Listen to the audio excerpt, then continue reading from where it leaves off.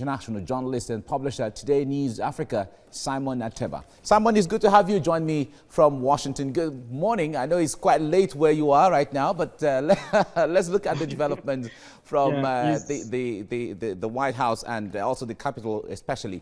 Now, in the history of the United States, no president has been removed from office. If you look at the trends right now, certainly the Senate is the majority of, with Republicans certainly giving some comfort to the president. But can anything change? Thank you for having me. It's 10 minutes after midnight here. So you guys owe me a lot of money for keeping them awake for this day.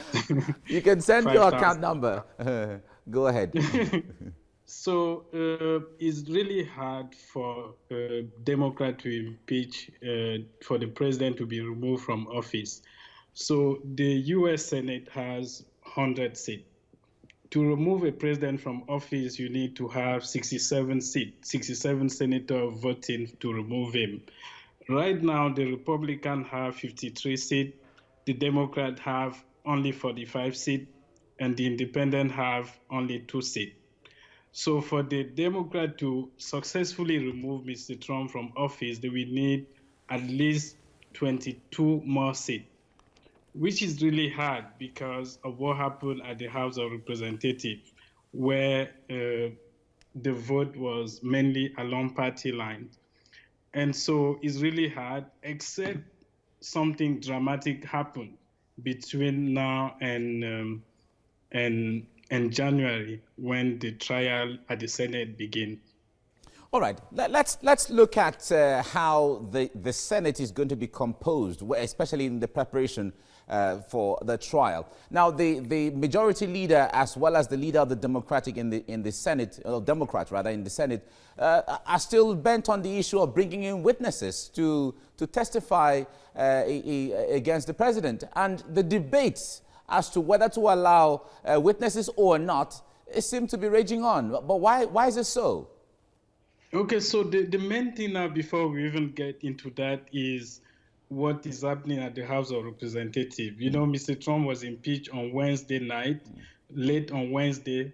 And normally the way it works is when the House of Representatives impeaches you, the Speaker of the House of Representatives is supposed to transmit the articles of impeachment to the Senate.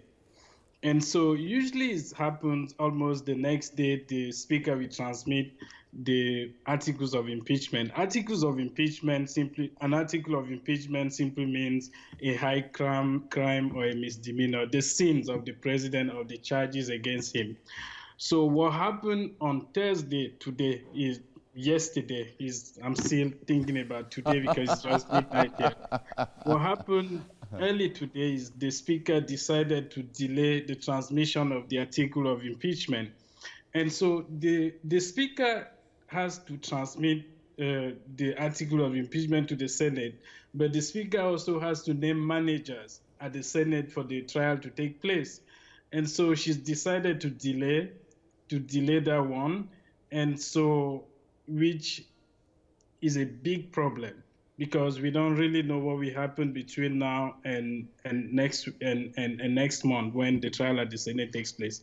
But going back to the witnesses, I don't see anything different from what happened at the House of Representatives. We know that Mr. Trump blocked senior government officials from testifying. The chief of staff to the president was ordered to testify. The president didn't allow him. The former lawyer to the president was also summoned to testify. The president didn't allow him, and other top government officials. And that's why they had the second article of impeachment, obstruction to Congress, because, you know, he committed the first crime by pressuring a foreign leader to investigate, to dig up dirt and make up dirt about a political opponent. But also, when Congress began to investigate, he obstructed justice. He obstructed Congress by refusing or by mandating everyone who was supposed to testify not to testify. So I don't see anything different. And at the all right, House of Simon. Let me interrupt you on this before I let you go. Now, the point there is the Speaker, like you said, has delayed on transmitting the articles of impeachment. But has she violated any rule by delaying the article for transmitting the article of impeachment to the Senate?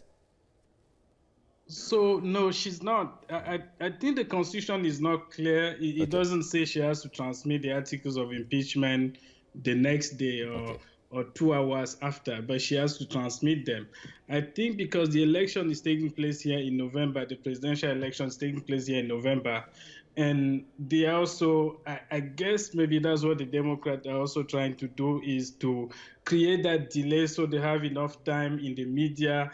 Even if eventually they don't remove Mr. Trump from office, they want to make him, unelectable, so that next, even Republican will realize that having this guy on the ticket will be a liability, and we have to remove him, or a Democrat will come to power. Okay, I think that is an aspect I would like us to talk about maybe subsequently on the president possibly or likely becoming a liability on the Republican. A very interesting words from the Senate Republican leader, Mitch McConnell, saying that this is the least thorough impeachment process. He also described it as the most rushed. What do you think? Do you think it's also a partisan rage like he described it, or a witch hunt like the U.S. president has described this process? Okay, so before I relocated to the US, I used to work as a journalist in Nigeria. And I used to look at the US and I used to see a very fair, positive political environment. But once I got here, I realized that the same way politics is done in Nigeria, in Cameroon, in Zambia, in South Africa is the same way it's being done here. Everything is partisan. And Mitch McConnell said he's going to coordinate with the White House during the trial at the Senate, which means that there's not going to be any trial. And because Republicans have the majority at the Senate, they have 53 seats at the Senate, the Democrats have only 45, and the Independents have only 2. And to remove Trump from power, you need 67 seats, 2/3 of the majority, and which is almost impossible for the Democrats. Yeah. So this Herculean task, now you're saying it could be, well, some have said that it could be a boost for President Trump come 2020 for the election. I don't think it will boost his re-election chances. I think that he has already been stained. Only 3 presidents in the U.S. have been impeached by the House of Representatives. The first president who was impeached in 1868, Andrew Johnson. The only thing people remember about him now is that he was impeached. No one remembers his policies, his politics, his achievement. And what seemed to also define Bill Clinton, who was impeached, he was the second president to be impeached by the House of Representatives, is the Monica Lewinsky story. And so Mr. Trump already, by being impeached by the House of Representatives, has been stained.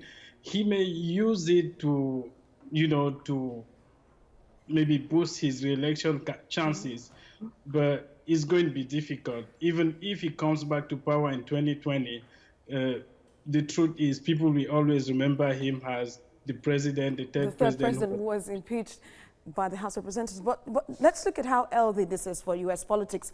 Like you said earlier, the people have always seen democracy in the United States as one of the best in the world. So how healthy do you think all this partisan rage that, as described by Mitch McConnell, is for the U.S.?